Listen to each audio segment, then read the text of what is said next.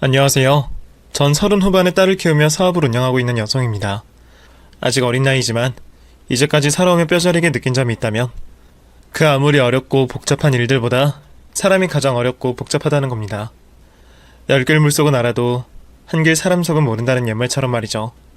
사업을 할 때도 수많은 사람들과 만남을 가지고 인연을 맺으며 느꼈던 건데 가장 믿을 수 있다고 생각한 사람에게 큰일을 겪으며 정말 뼈에 새길 정도로 다시금 알게 되었네요. 저에게 있었던 그 큰일에 대해서 오늘 이야기해보겠습니다. 저는 지방에 있는 작은 소도시에서 형편이 그리 넉넉하지 못한 집안에 장녀로 태어났습니다. 핑계밖에 되지 않겠지만 집안의 어려운 형편과 일을 나가신 부모님을 대신해 동생 둘을 돌봐야 했던 탓에 공부에 집중할 수 있는 환경이 아니라 성적이 그리 좋지는 못했습니다. 그러다 보니 대학 진학은 진작에 접은 채 앞으로 삶을 계획하게 되었죠. 저에게는 두 가지 길이 있었습니다.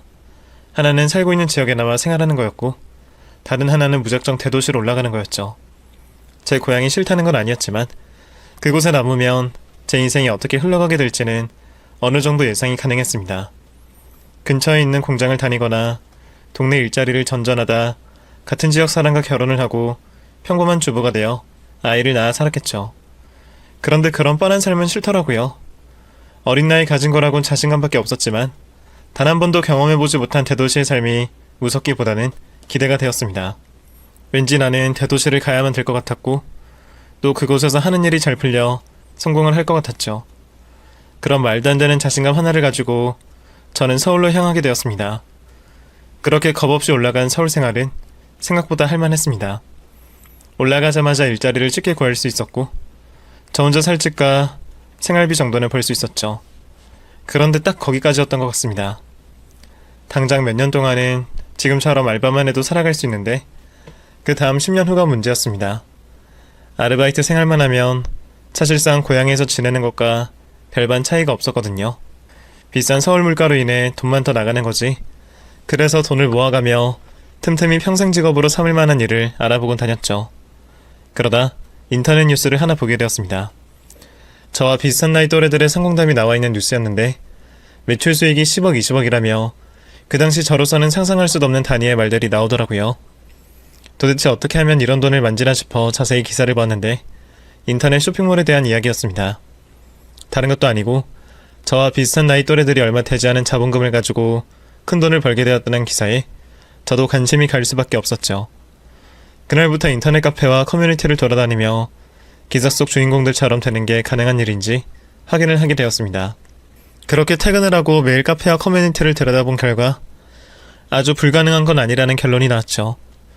운이 따라야 되겠지만 못해도 제가 알바로 버는 돈보다는 많이 벌 것 같았습니다. 그래서 저도 쇼핑몰을 시작해보기로 했죠. 처음 몇 달은 하고 있던 알바와 겸업을 해야 될 만큼 힘들었는데 어느 시점부터는 제법 수익이 나기 시작했습니다. 그러다 시간이 지나고 알바와 쇼핑몰 중 하나를 선택해야 되는 시점이 다가왔죠. 쇼핑몰 일의 경우 매일 새벽 시장에 나가야 했으니 주문이 많아지는 순간부터 체력적으로 많이 힘들어지더라고요. 그래서 쇼핑몰에 올인을 하겠다는 마음가짐으로 알바를 그만두게 되었죠. 다행히 그 선택은 옳은 선택이 되었습니다. 그런데 우후죽순 생기는 쇼핑몰들로 인해 매출이 확 오르거나 이걸 업으로 삼아야 되겠다는 확신이 들 만큼 돈이 되진 않았습니다. 알바보다는 더 버는 정도였죠. 그러다 보니 위기감이 들더라고요. 제가 서울에 연고가 있는 것도 아니고 그렇다고 믿을 만한 구석이 있는 것도 아니니까요. 지금 하는 쇼핑몰이 망하면 그땐 또 다른 일을 찾아야 하는데 아르바이트 말고 다른 걸 한 게 없으니 이 일에 모든 걸 걸어야 했죠. 그래서 수많은 쇼핑몰들 사이에서 살아남기 위해 차별성을 주기로 했습니다. 직접 옷을 제작하기로 한 거죠. 항상 시장에서 옷을 가지고 오면 한두 군데 아쉬운 게 있었거든요. 색상이나 사이즈 또는 디자인 등등 말이죠. 그래서 제가 옷을 제작하면 그런 점이 충족되지 않을까 싶었습니다.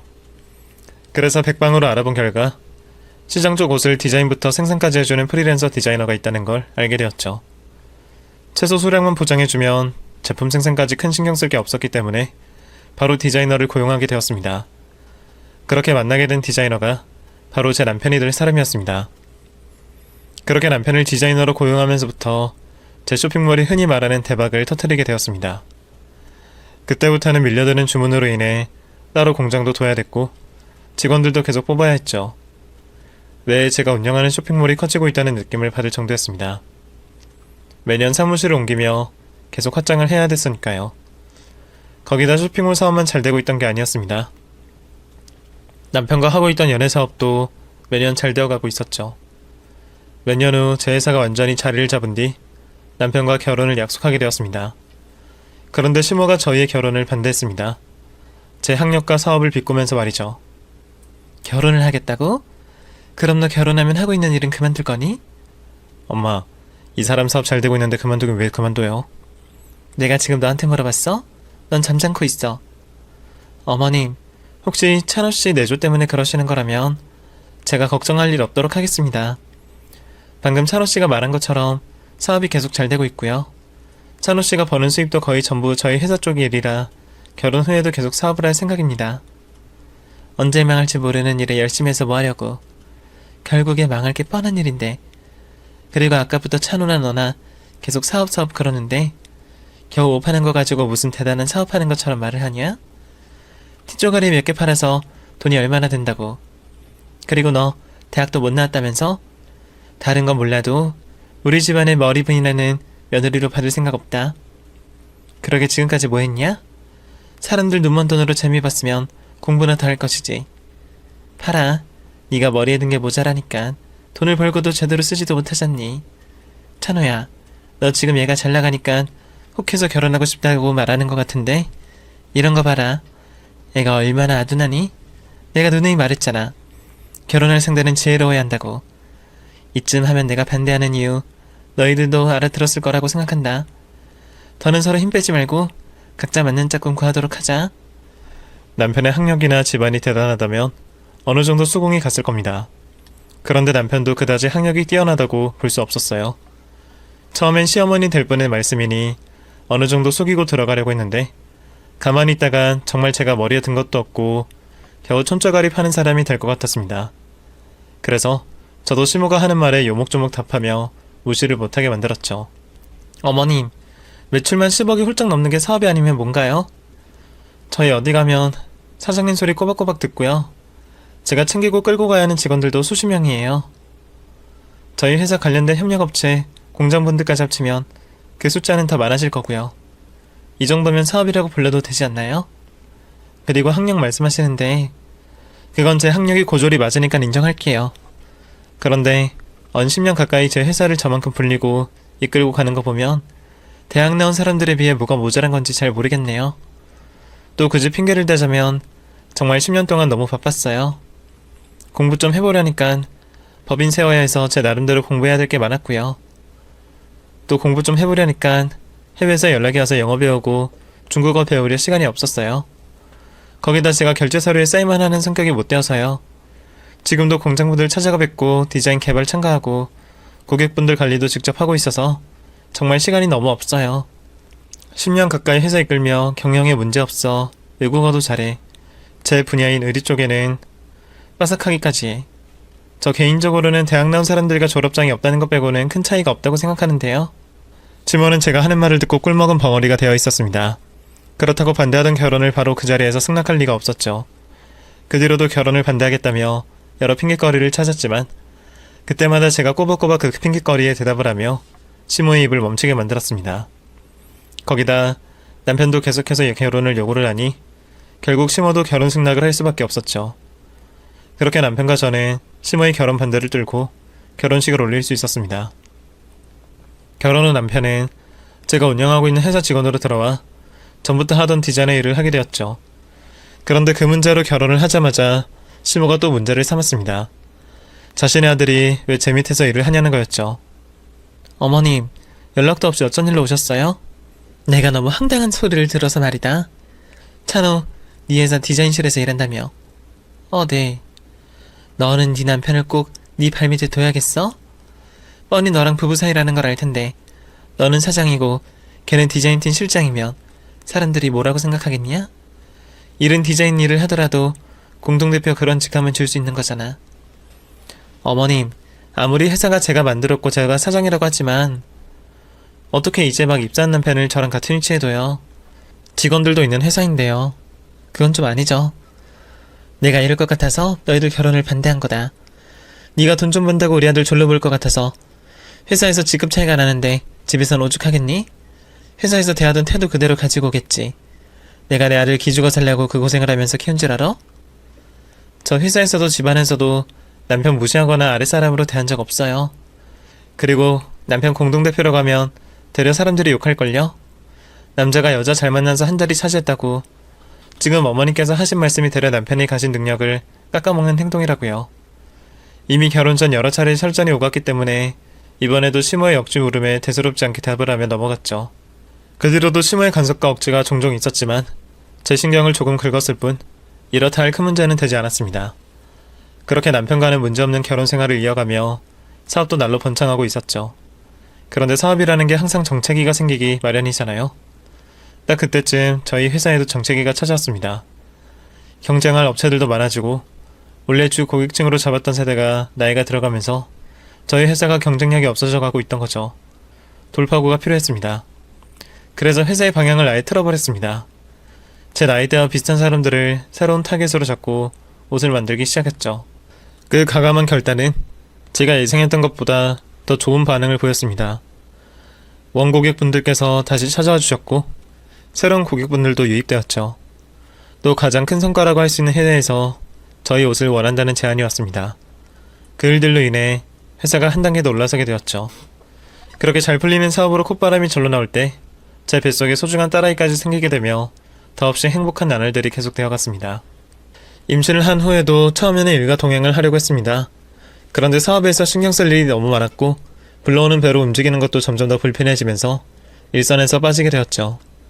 이후로는 집에서 안정을 취하며 뜨문뜨문 회사에 나갔고 회사를 못 나갈 때는 남편에게 보고를 받으며 회사 업무를 이어나가게 되었습니다. 하지만 그것도 출산일이 가까워지거나 할 수가 없었고 출산 후에는 더더욱 불가능한 일이 되었죠. 원래는 아이를 낳고 바로 회사를 나가려고 했는데 태어난 제 딸을 보니 도저히 떨어질 수가 없더라고요. 그런 상황에서 시모와 남편이 육아 전념하면 어떻겠냐는 말을 해왔습니다. 당신 그렇게 고민되면 난 복직 안 하는 게 맞다고 생각해. 내가 민서를 본다고 해결되는 문제가 아니잖아. 지금 당신이 아이와 교감하는 시간을 더 가지고 싶다는 거 아니야? 그럼 당신 마음이 시키는 대로 해. 나중에 후회하면 어쩌려고 그래. 회사는 내가 맡아서 꾸려가면 되니까 당신은 민서 곁에 있어줘. 찬호 말이 맞다. 얘 잘하는 거 금방이다. 그 시간 놓치면 평생을 후회해. 괜히 누구 때문에 그 시간을 놓쳤다 원망하지 말고 민서 잠깐이라도 네가 키워라. 그게 애 정서에도 좋으니까. 그리고 네가 보통 애냐? 민서 잘하면 또 일하고 싶다고 누가 말리고도 회사로 뛰어나갈 거 아니야. 어차피 또 일할 거 지금 애 키우면서 휴식 시간이라도 좀 가지는 게 낫지. 결국 고민 끝에 남편에게 회사를 맡기기로 했습니다. 남편이 직접 회사를 운영해 본 적은 없지만 제가 곁에서 봐주면 큰 문제가 없을 거라고 생각했죠. 그런데 마음이 좀 그렇더라고요. 아주 떠날 것도 아닌데 근 10년 넘게 일한 곳을 잠시 떠나 있을 거라고 생각하니 여운이 길게 느껴졌습니다. 그런 제 마음을 눈치챘는지 남편은 그동안 회사를 이끌며 고생한 저에게 주는 선물이라며 거액의 돈과 선물을 줬습니다. 어차피 남편의 돈이나 내 돈이나 같은 돈이긴 하지만 예쁜 말로 포장해서 주니 큰 선물을 받은 것 같아 의미가 있었고 고맙기도 했죠. 선물을 받으며 앞으로 남편 내조 잘하고 딸 민서도 열심히 키우겠다고 다짐을 했습니다. 그런데 그런 채 다짐을 뭉개버리는 일이 생기게 되었죠. 저에서 회사를 넘겨받은 남편이 이혼을 요구했거든요. 문제의 발단은 시모였습니다. 민서를 본다는 핑계로 집을 자주 찾아온 시모는 제 육아에 사사건건 시비를 걸었습니다. 어머니, 그런 거 아직 민서 먹으면 안 돼요. 소화도 안 될 뿐더러 벌써 자극적인 음식이 입에 들어가면 민서 몸에도 안 좋고요. 누가 보면 내가 독약이라도 먹인 줄 알겠다. 소시지 그거 조금 가지고 뭘 난리 법석이야. 그리고 내가 너보다 자식을 10수년을 더 오래 키웠어. 그런데 어디서 혼기질이야. 성인 몸에도 안 좋은 건데 애한테 벌써부터 주면 안 되는 거죠. 그리고 민서 보러 오시는 건 좋은데 매일같이 오셔서 제 육아에 간섭하시고 하시지 말아달라는 부탁한 행동을 계속 하시는 거 저 좀 힘들어요. 어머니 말씀 좋은 부분이 있으면 따를 테니까 그 외에는 제 육아에 너무 기게 간섭 안 하셨으면 좋겠어요. 너는 정말 말을 싸가지가 없게 한다. 하기야 뭘 배운 게 있어야 온더럽게 예의 차릴 줄 알지. 내가 저걸 며느리로 받는 게 아니었는데. 어머님 또 그 말씀이세요? 또 왜 그러세요? 제가 딸 낳은 게 마음에 안 드셔서 다시 또 이러시는 거예요? 어머, 내가 언제 알을 낳으라고 했니? 지금도 민서가 아니라 너한테 뭐라고 하고 있는 거잖아. 아유, 싸가지 없는 년. 어디서 거지 같은 교리 집에 들어가지고는. 이제 와서 하는 말이지만 난 아직도 네가 싫다. 우리 찬호랑 거지 같은 네가 수준이 맞긴 하니? 그럼 저 혼자 있을 때 오시지 마시고 아드님 있을 때 오세요. 괜히 저 혼자 있을 때 오셔서 이런 말들 하시지 마시고. 이후에도 시모는 아이를 돌보고 있는 저에게 찾아와 시비를 걸며 저를 괴롭혔습니다. 민서를 낳기 전에는 시모의 괴롭힘에 일일이 대응을 할 수 있었는데 육아로 인한 지친 몸 때문인지 제대로 된 정황도 못하고 시모에게 시달리게 되었죠. 시모에게 받은 스트레스가 감당할 수 없게 되자 결국 남편에게 도움을 청하게 되었습니다. 그런데 마치 이때를 기다렸다는 것처럼 남편이 이혼 얘기를 꺼냈죠. 당신이 어머니께 말 좀 해봐. 요즘엔 정말 너무하신다니까? 우리 결혼 반대할 때보다 더 심하셔. 매일같이 찾아오시고 또 전화로도 사람을 쥐잡듯이 잡는다니까? 아유, 정말 지겹다 지겨워. 당신은 나랑 같이 산 지가 몇 년인데 아직도 우리 엄마 마음에 못 들어? 그게 어려운 일이야? 언제까지 내가 두 사람 사이에서 시달려야 하는 건데? 당신 평생 우리 엄마한테 고분고분하게 굴 생각 없지? 내가 잘못한 거야? 어머님께서 말씀을 먼저 그렇게 하시니까 나도 잘못된 거 잘못됐다고 말하는 거지. 그만하자, 어? 내가 너 성격을 모르는 것도 아니고 나 전부터 계속 생각하던 건데 너랑은 더 이상 못 살 것 같아. 엄마랑 싸우는 것도 더는 보기 싫고 뭘 잘못했는지 모르는 네 태도도 신물이 난다. 엄마가 결혼 반대했을 때 그 말을 따르는 거였는데. 뭐? 당신 지금 뭐라고 했어? 이혼하자고. 나 당신한테 정 떨어져서 못 살겠다고. 홧김에 한 소리라고 생각했습니다. 회사 업무로 지친 남편이 신경질적으로 반응을 한 거라고 생각했죠. 그런데 그 다음날 시모까지 집으로 찾아와 어제 남편과 다툰 말을 꺼내며 저보고 이혼을 하라고 재촉을 하더라고요. 다른 대화는 거부한 채 이혼만 요구해오는 두 모자의 모습에 당황스럽고 정신이 없었습니다. 억울하지만 끝까지 버텨보려고 했습니다. 아이를 위해서라도 가정을 지켜야 된다고 생각했습니다. 이혼당할 사유도 없었으니 무조건 버티고 있다 보면 이 문제를 풀어갈 대화를 할 수 있을 거라고 생각했죠. 그런데 그때 남편이 이혼 소송을 해오더라고요. 그리고 이혼 소송의 사유가 제 가소비라고 나와 있었습니다. 말도 안 되는 사유라고 생각했는데 순간 머릿속을 스치는 장면이 있었습니다. 제가 남편에게 회사를 넘겨주고 난 후 그동안 고생한 값이라며 받았던 선물들이었죠. 그것뿐만이 아니었습니다. 육아를 하며 고생을 한다고 남편이 틈틈이 챙겨주었던 선물들 모두 제 이름 제 카드로 결제가 되어 있었습니다. 그리고 그것들 모두 제가 가소비를 증명하는 내역이라며 빼곡히 적혀져 있었죠. 그제서야 알겠더군요. 남편과 시모가 이 계획을 아주 오래전부터 계획했었다는 사실을 말이죠. 뒤늦게 정신을 차린 저는 남편과의 이혼 소송을 준비했지만 결국엔 패소를 할 수밖에 없었습니다. 이런 일이 벌어질 거라곤 생각도 해본 적이 없어서 너무 무방비로 있었던 탓에 제가 증명할 것들이 없었어요. 결국 남편과 이혼을 하게 되었죠. 그래도 맨몸으로 버려지진 않았습니다. 재산 분할은 제 몫이 더 많이 인정되어 가져올 수 있었고 친권도 남편이 포기를 했거든요. 대신 남편은 당연히 저에게 줘야 하는 것들을 건네주며 선심을 쓰는 것처럼 행동했죠. 그렇게 시모와 남편에게 배신을 당하고 난 뒤 피눈물이 났습니다. 남편과 시모를 찢어 죽일 수만 있다면 그러고 싶었어요. 아마 제가 홀몸이었다면 내 인생이 어떻게 되든 간에 두 사람에게 복수를 하려고 했을 겁니다. 그런데 그럴 수가 없었죠. 전 한 아이의 엄마였으니까요. 그것도 아직 홀로 움직이지도 못하는 아이의 엄마였죠. 당장 내 딸을 키우는 게 우선이었기 때문에 두 사람에게 타오르는 복수의 감정은 가슴 저 윗구석에 내려놓고 지내야 했습니다. 비참한 이야기이지만 전 남편이 선심을 쓰듯이 준 돈과 집이 당장 아이를 키우는 데 있어서는 도움이 되었습니다. 그 통장의 돈을 확인해가며 사용할 때마다 전 남편의 마지막 모습이 떠올라 화가 났고 참담했지만 우선은 살아야 했기에 그 돈을 생활비로 차용하고 있었죠. 이후 일자리를 찾게 되었습니다. 돈이 부족한 건 아니지만 통장에 남아있는 돈만 믿고 평생을 살 수는 없었으니까요. 제가 할 수 있는 일자리는 많았지만 혼자 몸을 가누지 못하는 아이가 문제였습니다. 결국 고향에 있는 친정엄마에게 올라와 달라고 부탁을 하고 일을 나가야 되었죠. 그렇게 이혼을 당한 채 생활한 지 몇 개월이 지났을 무렵 충격적인 사실을 확인하게 되었습니다. 제가 이혼을 당했던 이유가 전 남편과 시모의 돈 욕심 때문이 아니라는 걸 알게 된 거죠. 한 가지 이유가 더 있었습니다. 바로 남편이 바람을 피고 있었다는 거였죠. 그 사실을 전 남편에게 빼앗긴 제 회사 초창기 직원에게 들을 수 있었습니다. 저와 이혼을 하고 난 뒤 곧장 여자를 불러와 사무실에서 별짓을 다 했다고 했죠. 저도 남편의 외도를 의심하지 않았던 건 아니었습니다. 남자가 변하는데 가장 큰 원인들이 여자 아니면 야망이니까요. 그래서 정말 꼼꼼히 확인을 했었는데 전 남편의 외도의 흔적을 찾을 수가 없었습니다. 그럴 수밖에 없던 것이 추모가 혹시나 남아있을 외도의 흔적도 철저하게 지웠기 때문이라고 했죠.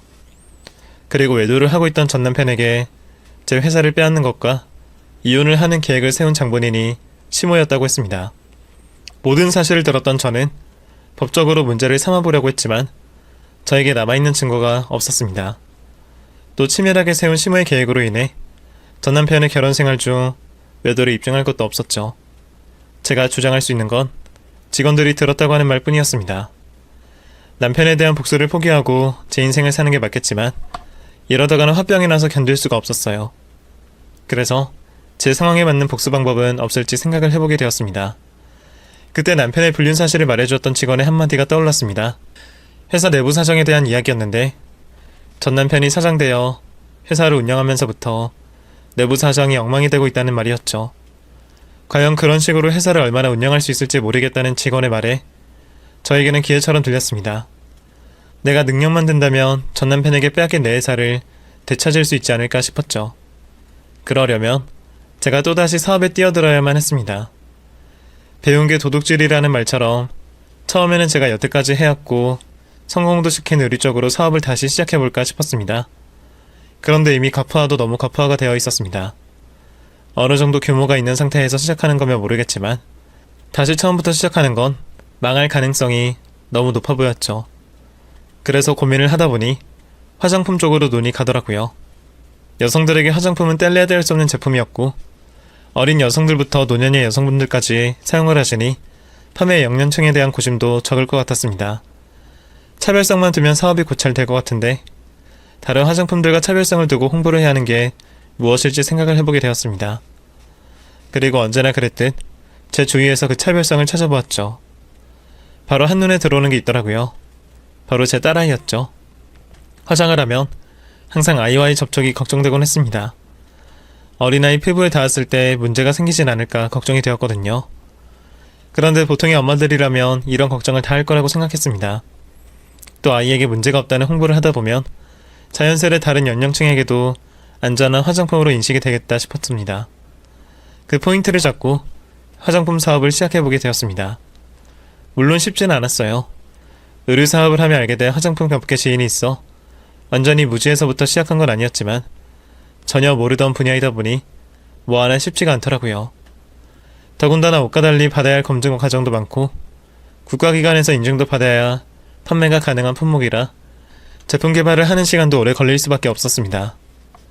그런데 힘들다는 생각이 들지 않더라고요. 전 남편이 회사를 완전히 말아먹기 전에 어떻게든 성공을 해야 되었으니까요. 고비가 있으면 어떻게든 해결을 하려고 별별 짓을 다 해봤습니다. 문덕동 옥가본 대학에 들어가 교수님께 막무가내로 여쭤보기도 하고 화장품 원료 회사에 찾아가기까지 했죠. 그렇게 갖은 노력을 다했지만 저 혼자였다면 사업을 시작하기까지 더 오랜 시간이 걸렸을 겁니다.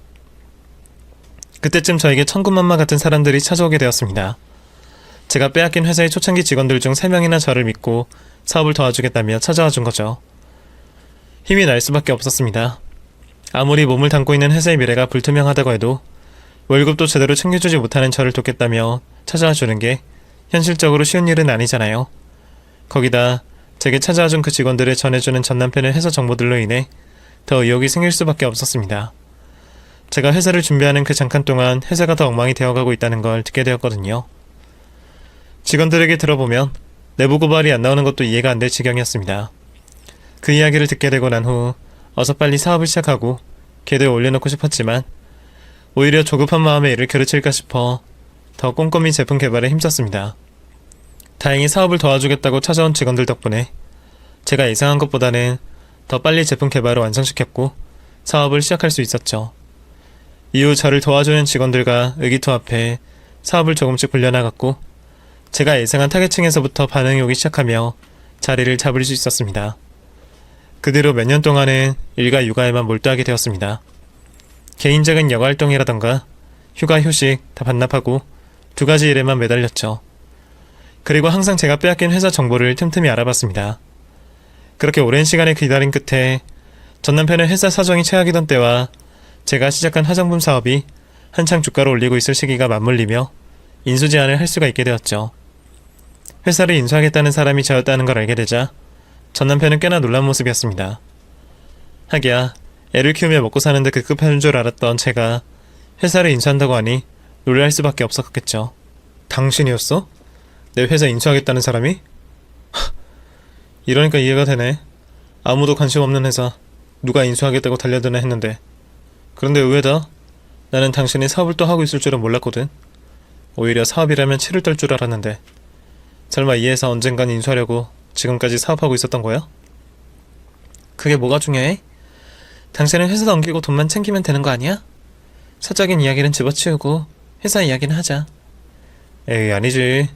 당신이 이 회사에 어떤 감정을 가지고 있냐에 따라서 거래하는 가격이 달라질 텐데 어떻게 상관이 없다고 할 수 있겠어?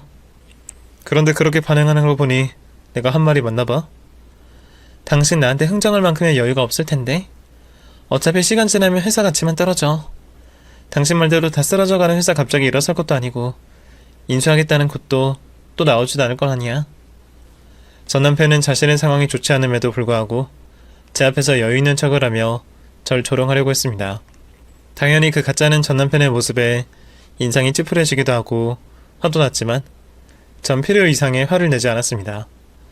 저의 복수는 회사를 인수하고 난 뒤였으니까요. 전 남편에게는 그저 내 회사를 되찾고 싶어하는 미련 있는 여자로 보이길 바랬습니다. 다행히 전 남편에게 제 의도대로 보였던 것 같고요. 이후 회사 인수에 대한 일들은 빠르게 진행이 되었습니다. 회사 매출이 시간이 지날수록 바닥을 뚫고 있었고 부채도 늘어나고 있었으니까요. 시간이 흘러갈수록 조급해지는 건 전 남편 쪽이었죠.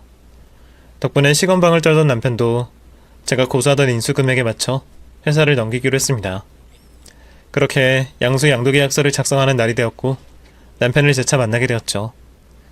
서로 계약서에 나와 있는 내용들과 조건만 확인하면 되었는데 남편은 그녀 역시도 저에게 비아냥을 거리며 추후에 받게 될 매를 스스로 벌더라고요. 야, 사람 일 이래서 아무도 모른다고 하나 봐. 당신이 이혼당할 때까지만 해도 이런 일이 생길 거라고 생각이나 했겠어? 내가 만든 회사 다시 내 손으로 찼다. 이거 완전 스토리 죽인다, 어? 잘만 하면 당신이 다시 회사 살릴 수 있겠어? 스토리가 어찌 되었든 회사를 내가 어떻게 살리든 제발 그만 좀 말하고 계약이나 얼른 하고 헤어지자. 내가 당신 반가워서 그래. 가만 보면 당신이 항상 나를 구해다 준다니까?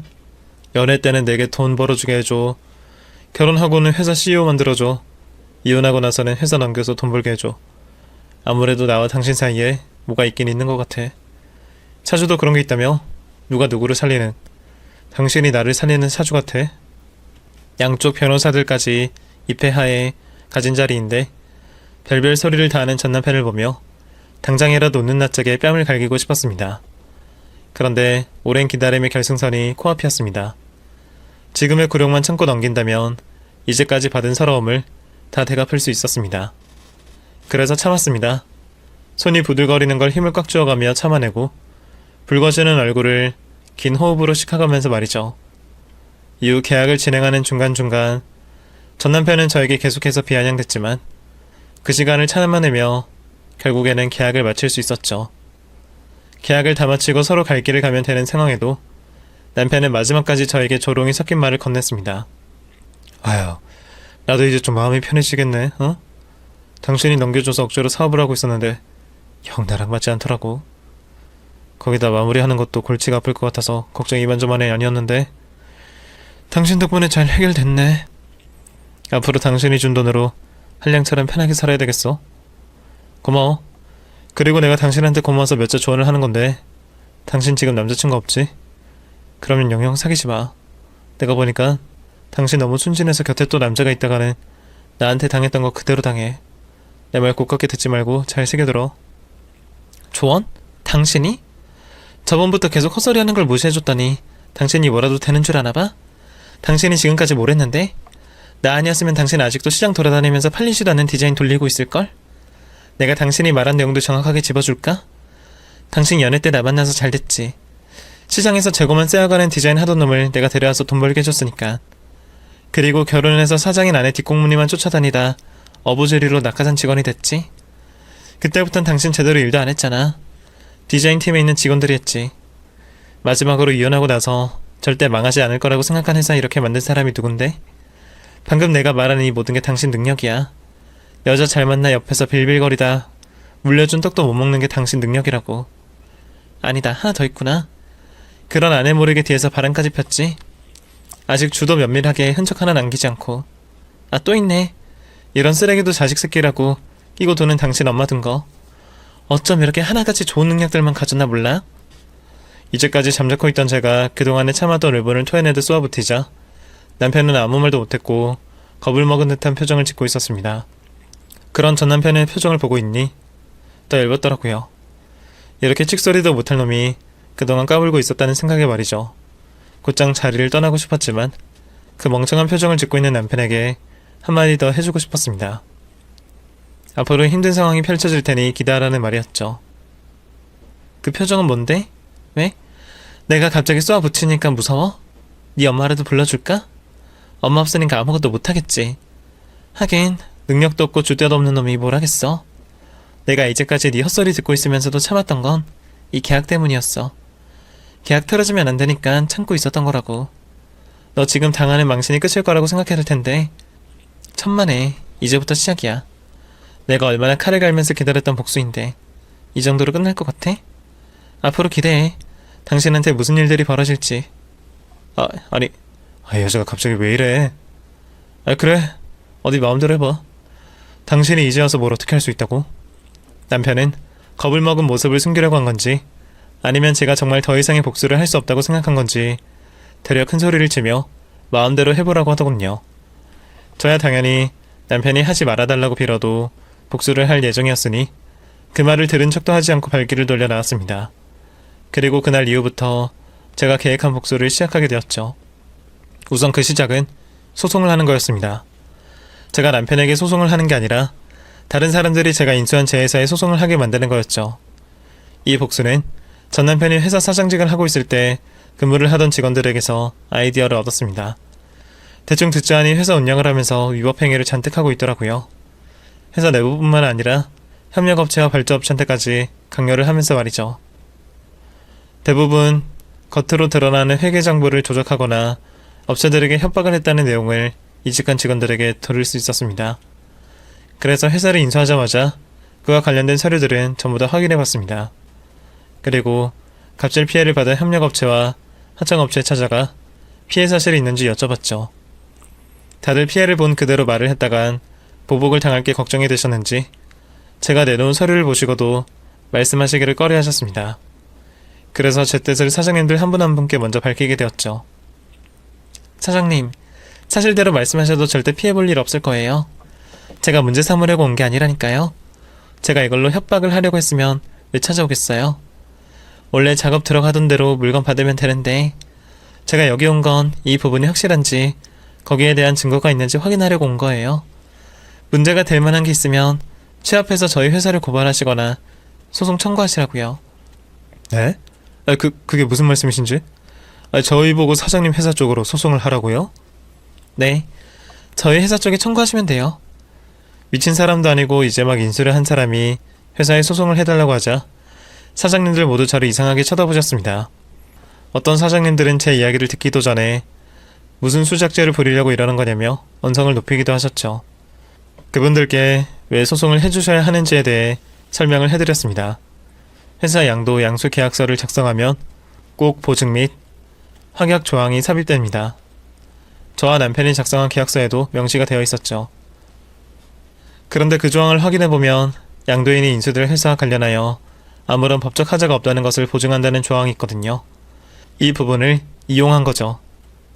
그 조항을 어길 시 보증 위반에 대한 손해배상 책임을 진다는 내용이 있었기 때문에 저로서는 회사 측이 받은 소송의 책임을 남편에게 넘길 수 있는 상황이었습니다. 설령 조항이 없다고 하더라도 전 남편이 회사 운영을 하며 서류를 조작해 배임과 횡령을 했기 때문에 구상권도 청구할 수 있었고요. 어떤 식으로든 남편의 책임을 물을 수 있는 방법이 있었죠.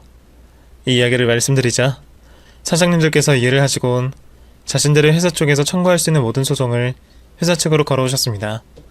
그 사이 저는 회계사를 고용해 제가 남편에게 회사를 넘긴 시기부터 다시 되찾아 오기 전까지 배임과 횡령을 한 부분을 확인하게 되었습니다. 당연히 정신머리 없는 남편은 회사 통장을 개인 통장처럼 뺐다 썼고 세금을 줄이기 위해 시모와 자신의 아내를 직원으로 등록하여 세금을 탈루했다는 걸 포착하게 되었죠. 사실 세금 부분은 좀 의외였습니다. 영 사업적으로 머리가 없는 놈이라 생각 없이 회사 돈만 빼다 쓰고 있는 줄 알았는데 나름 세금을 줄여보겠다고 머리를 썼을 줄은 몰랐거든요. 생각을 해보면 꼭 나쁜 놈들이 그런 쪽으로는 머리가 잘 돌아가는 것 같더라고요. 나쁜 놈이 되면 누가 알려주기라도 하는 것처럼 말이죠. 소송과 고발을 할 문제가 한두 가지가 아니었습니다. 제 입장에서는 축제를 열 만한 일이었죠. 그런 저와 달리 전 남편의 발등에는 불이 떨어져 정신을 못 차리고 있었습니다. 회사를 넘기고 마음 편히 지내던 남편에게 날아드는 소송과 고발은 마른 하늘의 날벼락 같은 소리였으니까요. 회사 손해배상에 대한 소장이 날아들자 바로 저에게 연락을 해오더라고요. 당신 뭐야? 손해배상 청구? 아 이거 뭔데? 회사 넘겼는데 내가 왜 손해배상을 해? 계약서 끄고 다 끊는 거 아니야? 당신은 한글도 못 읽어? 하긴 당신이 모든 꼼꼼히 보고 확인했으면 회사가 이 모양 이 꼴도 아니었겠다. 그렇게 생각하면 회사가 아직도 남아있는 게 대단한 거야. 사람 비우는 소리 그만 집어치우고 이거 뭐냐고. 당신 나보고 복수하겠다는 말이 이걸 가리킨 거야? 이거 그냥 겁주는 거지? 진짜 내가 배상해야 하는 거 아니지? 혼자서 아니라고 망상 떠들어도 될 거면 왜 전화했어? 그럼 그렇게 믿고 있어. 가만히 있다가 법원에서 출석하라고 하면 빠지지 말고 무슨 일이 벌어지나 봐봐. 그리고 몇 가지 더 내가 말하자면 당신 이거 말고도 또 소장 날아갈 거야. 그것뿐만 아니라 내가 회사 정보 확인하다가 발견한 게 있거든? 당신 엄마랑 그 여자 유령 직원으로 고용해서 세금 탈세한 거? 그건 내가 국세청에 신고했어. 그건 그쪽에서 판결 나면 내가 또 민사로 소송 청구할 거야. 뭐? 아 당신 정말 왜 이래? 어? 정말 나 죽이려고 한장했어? 그래도 같이 한때는 사랑하고 한 이불까지 덮고 산 사람인데 어떻게 나한테 이렇게 잔인하게 굴 수가 있어? 지금 한 말들 다 농담이라고 말해. 소송 다 취할 거라고 말하라고. 내가 그때 한 말은 기뚱으로 들었어? 복수한다고 분명히 말했잖아. 그리고 당신 나이 먹었으면 제발 좀 스스로 해결하려고 좀 해. 농담이라고 말해라. 소송 좀 취하해달라. 이게 뭐야? 그래도 나름 긴장감 있게 하려면 나도 비싼 변호사 고용할 거야. 누가 이기나 보자. 뭐 이 정도는 해야 되는 거 아니야? 뭐 내 대답을 원하는 거면 대답해줄게. 싫어. 소송 그대로 이어갈 거야. 그럼 난 바빠서 끊을게. 당신 또 전화하면 그땐 협박으로 내가 또 신고할 수 있는 거 알지? 그러니까 우리 법정에서만 보자. 저도 사람 앞에서는 비아냥거리는 성격은 아닌데 그땐 억지로라도 전 남편에게 비아냥거리며 조롱을 했습니다. 제가 전 남편에게 받았던 것만큼의 10분의 1은 대갚아줘야 하잖아요. 이후 저는 원래 계획대로 남편에게 청구한 손해배상 청구 소송을 변호사분과 함께 준비해가고 있었죠. 그 사이 남편은 저에게 수백 차례 전화를 해왔습니다. 제가 전화를 받지 않자 다른 사람들 번호로도 연락을 해왔죠. 하지만 저와 통화를 할 수는 없었습니다. 제가 약을 올리듯이 전 남편 목소리가 들렸다 하면 통화 종료 버튼을 눌렸으니까요. 어떻게 해서든 이 문제를 해결해야 한다고 생각한 전 남편은 결국 시모와 함께 저를 만나러 딸아이가 다니는 유치원까지 쫓아왔습니다. 딸아이에게 두 사람과 다투는 모습을 보여줄 순 없어 유치원 선생님께 잠시만 딸아이를 봐달라고 부탁하고 두 사람을 다른 곳으로 끌고 가게 되었죠.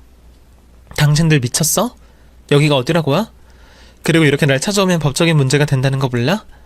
앞으로 받을 처벌 때문에 이 정도는 위법은 문제라도 아니라는 거야? 하나야, 너 정말 왜 그러냐? 나 이러다 진짜 개털돼. 남는 거 하나 없다고. 내가 이렇게 빌게. 내가 잘못했어. 그러니까 제발 소송 좀 취하해줘. 우선 내 회사, 아니 당신 회사 소송 걸린 건 내가 합의금 만들어서 해결해줄게. 그러면 회사 운영하는데 큰 문제는 없잖아. 내가 회사에 잘못한 문제는 차차 해결해 나갈게. 그러니까 그 소송만이라도 취하해주면 안 될까? 어차피 그 소송 건들 말고도 당신이 신고한 세금 탈세 건으로 처벌받아야 돼. 그거 잘하면 징역도 살 수 있다고.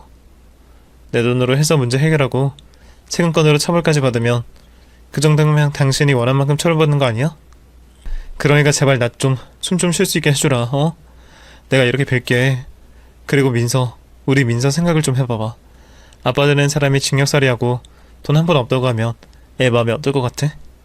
지금이 아무것도 모른다고 해도 나중에 청소년이 되어가면서 이 사실을 알면 당신을 좋은 엄마로만 볼 수 있을까?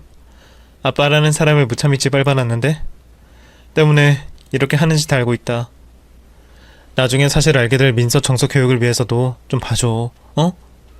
그래 하나야. 네가 뭐 때문에 이렇게 하는지 다 알고 있다. 그러니까 나도 찬호 따라서 네 앞에 찾아온 거 아니겠니? 그리고 정확하게 따지고 보면 내가 순진한 이눈 꼬득여서 너에게 못할 짓 한 건데 벌을 받으려면 내가 받아야 하지 않겠니? 내가 이렇게 무릎 꿇고 머리까지 바닥에 박으마. 제발 화난 네 마음 좀 풀어다오. 전 남편은 제가 건 소송으로 인해 돈은 돈대로 다 잃고 징역 살해까지 할 수 있다며 일부 소송을 취하하고 합의를 해달라 부탁을 해왔습니다. 얼마나 간절하던지 눈에는 눈물까지 글썽거리고 있더라고요. 그런 아들 옆에 있던 시모도 이전에 독한 모습은 어디로 갔는지 순한 양이 되어서는 제 앞에서 머리까지 박고 납작 엎드려 벌벌 떨기까지 했죠. 두 사람 모두 저에게 싹싹 빌며 용서를 구할 거라고 생각하긴 했지만 이렇게까지 처절하게 용서를 구할 줄은 몰랐네요. 그런데 과거 두 사람의 계획에 놀아나 이혼을 당했던 제가 더 불쌍하고 더 비참했습니다. 그래서 불쌍하다 안타깝다 용서해 주자라는 생각이 새끼 손톱만큼도 들지 않더라고요. 그러게 그때 왜 그렇게 했어요? 아들이 바람났으면 정상적으로 합의 이혼을 하든 이혼 소송을 하든 재산 분할하고 서로 갈라서게 했으면 된 거지. 왜 사람 뒤통수까지 치고 모욕을 줬냐고요. 나 두 사람 불쌍하다는 생각이 들지가 않아요. 당신들에게 배신을 당한 그 당시 내가 더 불쌍하게 보이니까. 그리고 당신 입에서 우리 민서 이름 꺼내지도 마. 당신이 민서에게 애정이 요만큼이라도 있었으면 나는 몰라도 애는 보러 찾아왔겠지. 그런데 당신 입에서 지금을 제외하고 애 이야기가 나온 적 있어? 바람난 그년에만 지새끼라고 아낀 주제에 어디서 우리 민서 이름을 불러.